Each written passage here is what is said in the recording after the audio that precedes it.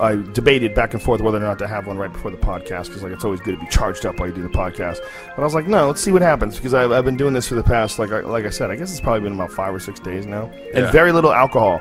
The only alcohol I've been limiting myself to like one drink, one glass of wine, maybe 2 at the most, but that's it. I read this thing recently about drinking, about like going out and getting fucked up, and how bad it is on your muscles. Take these off while you do this. your body's ability to recover, and that it takes you 3 weeks to get back to 100%. 3 weeks. Man, you can be 24 hours not back. Shit that it does, like when you get severely dehydrated from really getting hammered and really hungover, there's also an effect on cerebrospinal fluid that takes 2 weeks to recover from. So there's like all these different things, different processes that happen when your body gets severely dehydrated and severely fucked up from alcohol. And there's like this rebuilding process. It's like, you know, it takes a long time. And if you're fucking hitting it hard all the time, you're really never giving yourself a chance to recover. That's why you know, people are prematurely aged, you know. And I started feeling recently that like I've never taken time away from coffee. I've never taken time away from alcohol. You know, I've always done whatever I wanted to do. If I want to have a couple of beers, I'll have a couple of beers. If I wanted to drink wine, I'll drink wine. I never thought about it. I never like tried to limit myself. So there's a psychological pull. There's a problem. It's like you start thinking about it, and psychologically, you can see how people can get addicted to things.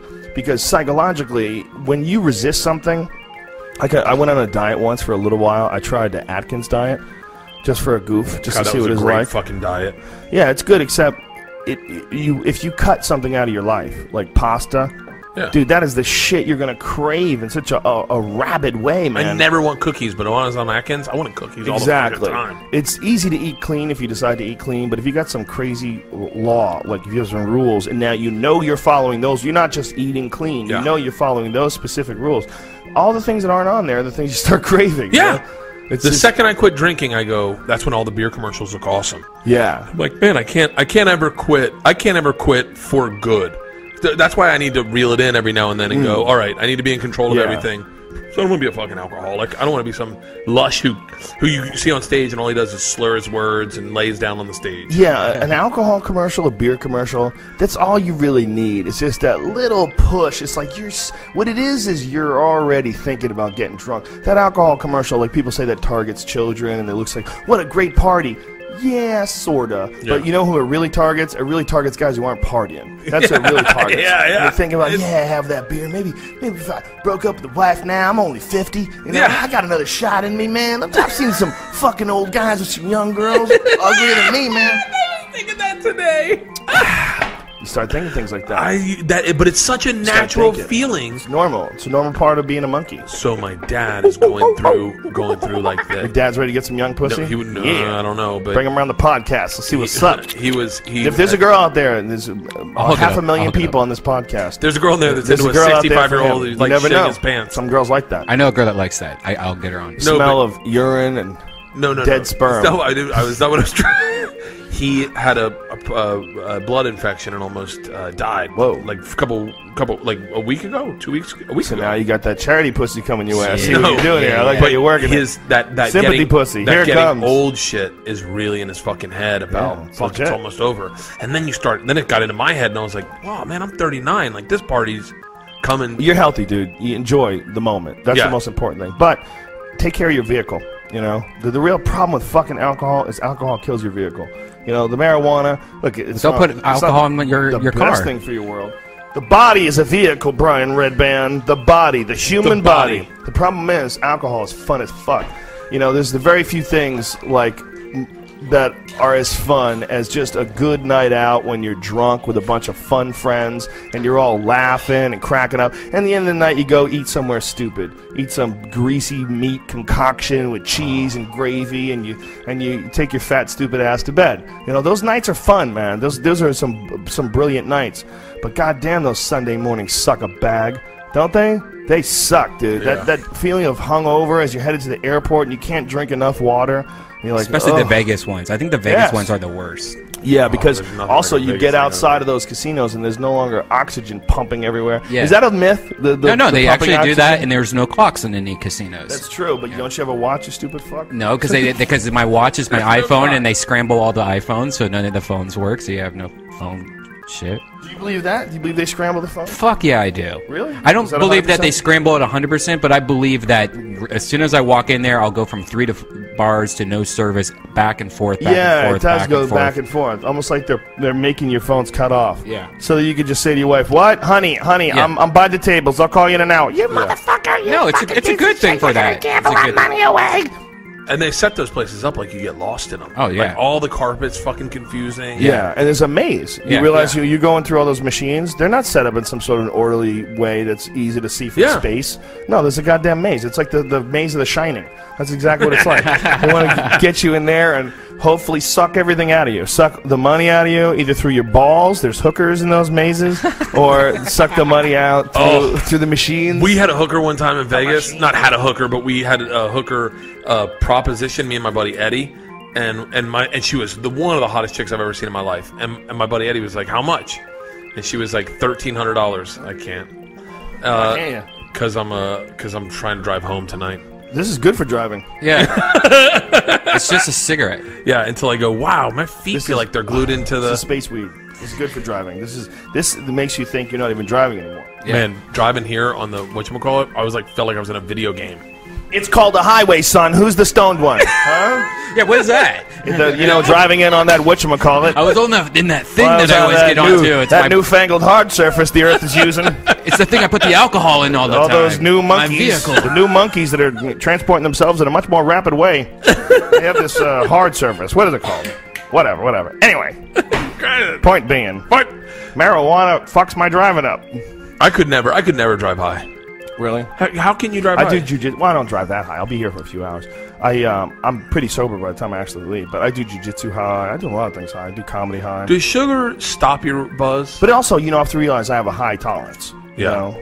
Yeah. When you're smoking, like my last year of college, I was smoking a lot of weed, and I could smoke all night long and be fine. But now if I took like a hit, I definitely feel it. Especially, I think weed was different back then too. Weed's good for you. Bert Kreischer, let me tell you something. Don't listen to me. Don't follow my advice because it's faulty. I have, it's a lot of trial and error, and I've made quite a few errors. I'm not saying I'm right about everything, but I'm right about this. Weed, my friend. Look, I'm not right about everything, but I'm definitely Weed, right my about friend, this. is good for you. And what you are afraid of with weed is what we all need. We all need a little humility. We all need to be terrified by the Matrix. We all need a view of the great beyond. And what weed gives you is a terrifying feeling of your mortality. It gives you a feeling of insecurity, a feeling of what you call paranoia, but because what it is you've dropped all the blinders all around you, and you realize how ridiculous this proposition is, period. There is no way around the fact that it's ridiculous. We are, in fact, just one part of a universe. It's above our head. There's no actual ending to any of it, and it just goes, and we're a part of it, and we're floating in it, and we're only here for a little bit, and we don't know what we're doing. And everybody knows as much as you do, and you don't know anything. I mean, there's people who know more facts, they know more about the laws of physics, they know more about, but the purpose of it all, or where it ends, or what's for, or what is there a meaning to this? Is this just a device to move entropy forward? Is this a device for innovation? What are the humans? What is this life? Yeah. No one knows. Not a fucking one. No one. That's why you need marijuana. Oh shit. Here. Because marijuana lets you know, man. I gotta write it. That's what a beer commercial It lets is. you know, dude. That's why we need marijuana commercials. It's not bad for you. It's just bad for pharmaceutical companies. Yeah. Those fuckheads. I mean, this is supposed to be America, land of the free, home of the brave. You're locking people up for a plant that makes you silly. There's nothing fucking free or brave about that. That's bitch moves, right? That's a bitch move. That's the only person who would lock you up for weed. You know, I mean, if you had to create your own society, if it was Burt World, Yeah. and you had, there's 100 people, and you claimed that you were the king of Burt World, and you got to establish all the laws. Could you imagine if you said no pot? You'd be like, "Fuck you, Burt." Yeah. That's I'd allow pot. Yeah, 100 people. I'd make everyone shave their heads. I think we all need to live Yeah. like they live in Afghanistan, man. Just warlords residing over small pieces of land. Do you think you'd be a warlord? I don't know. I'd work for one, maybe. That's better. You don't want to be the guy in front. You don't want to be the figurehead. You don't want to be Bush. You'd rather be Dick Cheney. You know what I'm saying? So you'd find a warlord in your What I would do is community? I would teach the warlord jujitsu or something. I think hang you'd out be a with the blacksmith. warlord. I You'd see be you as a blacksmith. I always you'd wanted to learn how to never wear a work, shirt. make one of those samurai swords where they fold the blade over and over again. Yeah, I would yeah. take a trade. That's what I would do. Really? What I'm saying is that I think we really would be better off if you want to have any government at all. It should be very local, but just a small group. Yeah. And then the only time the federal comes in is when the groups start arguing, and then the federal comes in and goes, "Dudes, relax. We're all here temporarily. Keep it together."